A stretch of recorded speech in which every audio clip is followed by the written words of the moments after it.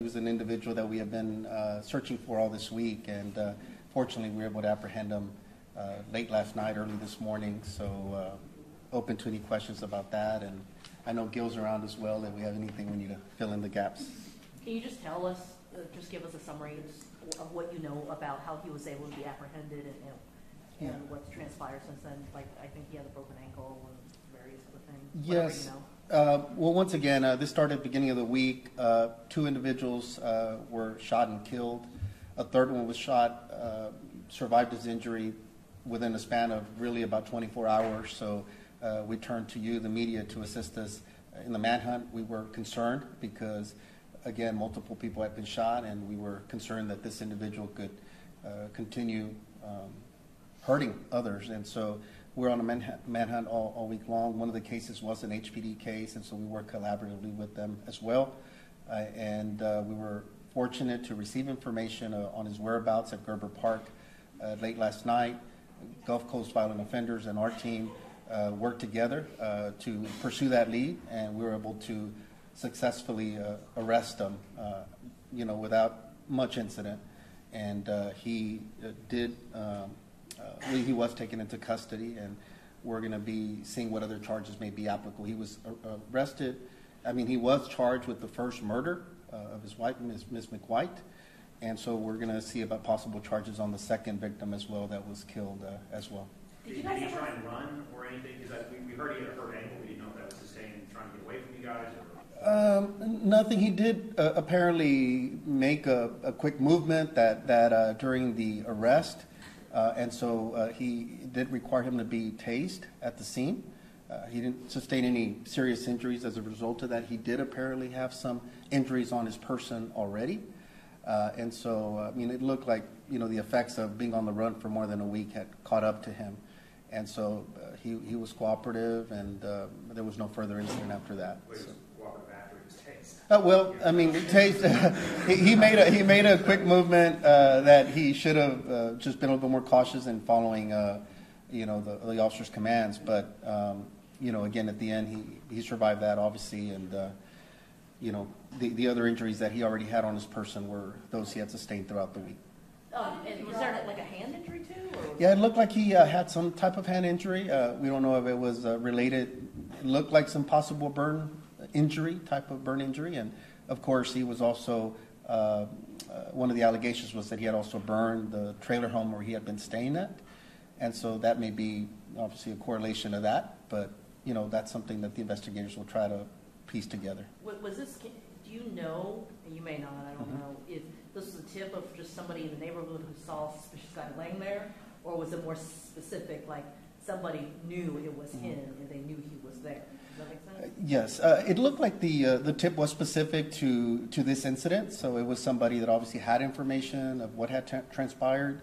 As far as who and all that, obviously we're not going to disclose the how, if there was a connection to Mr. Cormier or not, but it appeared was specific to them having information about these incidents. Will they be entitled to that reward?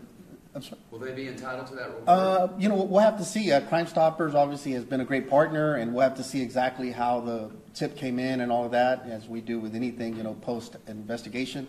And then if they're entitled to it, that money's there exactly for that, to try to encourage people to report the whereabouts of people that we're on the hunt for. So what that was used in these crimes, has that been recovered yet? I'm not sure if we recovered the weapon or not. I'm looking at Gil real quick. I'm not sure about that. We could find out and let you know. You recovered a number of weapons. Yes, we did. I don't know if the specific weapon. We did recover some weapons. I don't know yet. Obviously, we'll have to do ballistics testing and all of that, but weapons were recovered. And obviously, we'd like to see if it's the ones that were used previously. Did he just happen to be there like that night and somebody threw him the tip, or was he kind of camping out there? Or? It looked like he was just there that night, just sleeping for the night at Gerber Park, northeast part of town. Do you know, have you guys figured out what the relationship is between Bivens in all of this, since he apparently was not having a romantic relationship with McWhite? So how did poor guy get picked? Yeah, at this point we have not found any connection between any of the victims themselves. There does appear to be a connection between Cormier and the three victims. One was obviously his ex-wife. Apparently, there had been a number of issues throughout the years. They had been divorced for some time. And then the second victim apparently was a previous coworker at some point years back. Of Cormier. And then the third one was a previous neighbor or a neighbor that apparently they had some type of dispute going on for some time as well. So these were all connected to the suspect Cormier, not to each other. And there had been some talk. Did Cormier, as far as he was in the trucking business, right?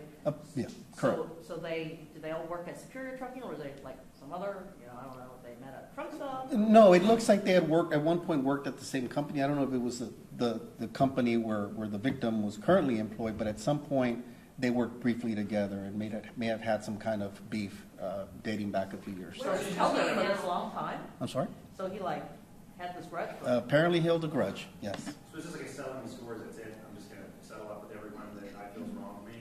It appears that that's the case. At this point, we don't know as more information comes out, like if there were other issues. But from the early indications that we're seeing at this phase of our investigation, it does appear that these were just old conflicts that he had with these individuals at some point or another, some dating back several years. So apparently, he just had enough and wanted to settle the score somehow. Has he spoken to the investigators? Or has he, yeah, it looks like he's been forthcoming, and it looks like he did cooperate with the investigators and talk about this.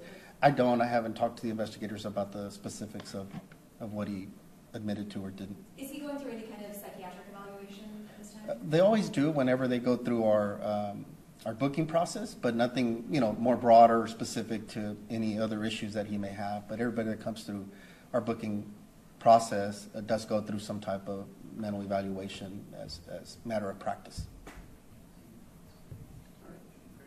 Okay. Thank you. Thank you. Appreciate it. Thank you.